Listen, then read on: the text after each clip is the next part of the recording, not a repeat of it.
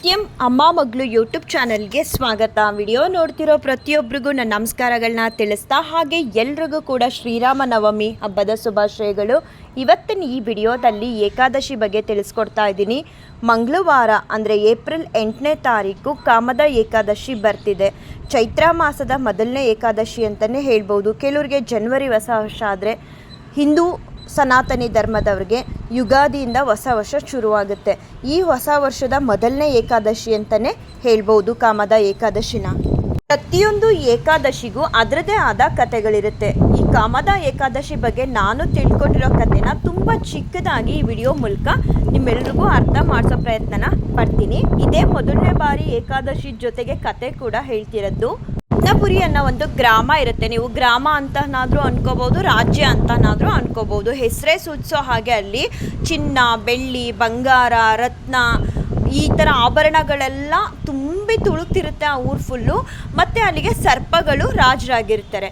ಒಂದು ಸಭೆ ಮಾಡ್ತಾರೆ ಸರ್ಪಗಳು. ಆ ಸಭೆಯಲ್ಲಿ ಲಲಿತಾ ಅನ್ನೋ ಒಂದು ಅಪ್ಸರೆ ಮತ್ತು ಗಂಧರ್ವ ಅನ್ನೋರು ಒಬ್ಬ ಹಾಡನ್ನ ಹೇಳ್ತಿರ್ತಾನೆ. ಆ್ಯಕ್ಚುಲಿ ಅಪ್ಸರೆ ಗಂಧರ್ವ ಹಾಡು ಹೇಳಿದಾಗ ಡ್ಯಾನ್ಸ್ ಮಾಡ್ತಿರ್ತಾಳೆ.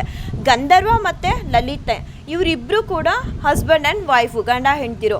ಹಾಡು ಹೇಳ್ತಾ ಹೇಳ್ತಾ ಗಂಧರ್ವ ಹೆಂಡತಿ ಮೇಲೆ ವ್ಯಾಮೋಹ ಜಾಸ್ತಿ ಆಗಿಬಿಡುತ್ತೆ. ರಿಯಲ್ ಲೈಫಲ್ಲೂ ಅವರಿಬ್ಬರು ಗಂಡ ಹೆಂಡ್ತಿರು. ಜಾಸ್ತಿ ಆದಾಗ ವ್ಯಾಮೋಹ, ಅವ್ನು ಹಾಡು ಹೇಳ್ತಿರೋ ಭಾವ ತಪ್ಪಾಗುತ್ತೆ.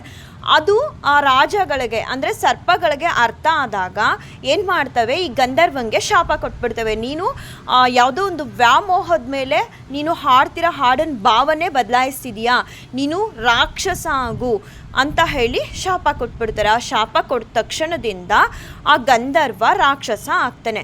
ರಾಕ್ಷಸ ಆಗಿ ಎಲ್ಲ ಕಡೆ ಓಡಾಡ್ತಾನೆ.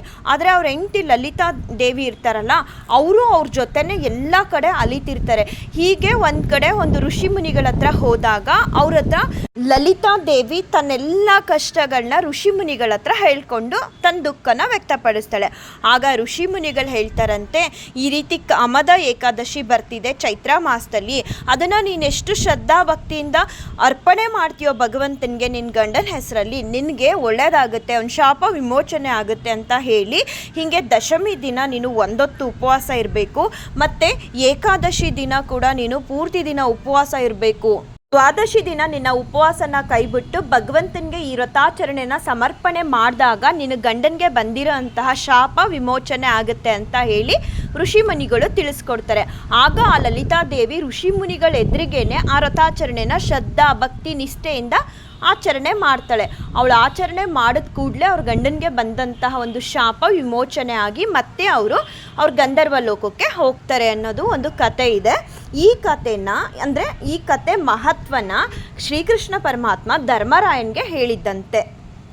ನಾವು ಎಷ್ಟು ಶ್ರದ್ಧಾ ಭಕ್ತಿಯಿಂದ ವ್ರತಾಚರಣೆನ ಮಾಡ್ತೀವೋ, ಯಾವುದೇ ಒಂದು ವ್ರತಗಳಾಗಲಿ ಏಕಾದಶಿನಾಗಲಿ ಅಷ್ಟೇ ಫಲ ಅನ್ನೋದು ಸಿಗುತ್ತೆ. ಇವಾಗ ನೋಡಿದ್ರಲ್ಲ, ಆ ಲಲಿತಾದೇವಿ ತನ್ನ ಗಂಡನಿಗೆ ಬಂದಂಥ ಒಂದು ಶಾಪನೆ ವಿಮೋಚನೆ ಮಾಡಿಸ್ಕೊಂಡು ಈ ಏಕಾದಶಿ ವ್ರತಾಚರಣೆನ ಆಚರಣೆ ಮಾಡಿದ್ರಿಂದ ಯಾರೆಲ್ಲ ಶ್ರದ್ಧಾ ಭಕ್ತಿಯಿಂದ ನಿಮ್ಮ ಮನೆಗಳಲ್ಲಿ ಸಾಧ್ಯ ಆಗುತ್ತೋ ಉಪವಾಸ ಇದ್ದು ಅಂಥವರು ಆಚರಣೆನ ಮಾಡಿ. ಅಕಸ್ಮಾತ್ ನಮ್ಮ ಕೈಲಿ ಆರೋಗ್ಯ ಸಮಸ್ಯೆ ಇದೆ, ಉಪವಾಸ ಇದ್ದು ಆಚರಣೆ ಮಾಡೋದಕ್ಕೆ ಸಾಧ್ಯ ಇಲ್ಲ ನಮ್ಮಿಂದ ಅಂತ ಅನ್ನೋರು ಅವತ್ತೊಂದು ದಿನ ಅನ್ನದಿಂದ ಮಾಡಿರೋಂತಹ ಯಾವುದೇ ಅಡುಗೆಗಳನ್ನ ನೀವು ಉಪಯೋಗಿಸೋದಕ್ಕೆ ಅಂದರೆ ಸೇವನೆ ಮಾಡೋದಕ್ಕೆ ಹೋಗಬಾರ್ದು. ಪೀರಿಯಡ್ಸ್ ಆಗಿ 3 ಡೇಸ್ ಆಗಿದ್ದರೆ ಅವತ್ತೊಂದು ದಿನ ಉಪವಾಸ ಇರಬಾರ್ದು, ಪೂಜೆ ಕೂಡ ಮಾಡಬಾರ್ದು. ಯಾಕಂದರೆ ಲಾಸ್ಟ್ ವಿಡಿಯೋದಲ್ಲಿ 1-2-3 ಜನ ಕೇಳಿದರು, ಅಕ್ಕ ನಾವು ಪೀರಿಯಡ್ಸ್ ಆಗಿದ್ದೀವಿ ಆದರೂ ಉಪವಾಸ ಇರಬೇಕಾ ಇರಬಾರ್ದಾ ಅಂತ. 3 ಡೇಸ್ ಆಗಿದ್ದರೆ ಪೀರಿಯಡ್ಸ್ ಆಗಿ ಉಪವಾಸ ಮಾಡಬಾರ್ದು. ಉಪವಾಸ ಮಾಡಬಾರ್ದು ಅಂತ ಅಂದ್ಬಿಟ್ಟು ಏನು ಬೇಕಾದರೂ ತಿನ್ಬೋದು ಅಂತ ಅಲ್ಲ. ನಾವು ಪೂಜೆನೂ ಮಾಡಬಾರ್ದು, ಉಪವಾಸನೂ ಇರಬಾರ್ದು. ಆದರೆ ಅವತ್ತು ಅನ್ನದಿಂದ ಮಾಡಿರೋಂತಹ ಯಾವುದೇ ಅಡುಗೆಗಳನ್ನ ಸೇವನೆ ಮಾಡದೆ, ಈರುಳ್ಳಿ ಬೆಳ್ಳುಳ್ಳಿ ಬಳಸದೆ, ಪೀರಿಯಡ್ಸ್ ಆಗಿದ್ದರೂ ಕೂಡ 3 ಡೇಸ್ ಆಗಿದ್ದರೂ ಕೂಡ ನಾವು ಚಪಾತಿ, ಉಪ್ಪಿಟ್ಟು, ಅವಲಕ್ಕಿ ಅವತ್ತೊಂದು ದಿನ ಈ ರೀತಿ ಸೇವನೆನ ಮಾಡ್ಬೋದು.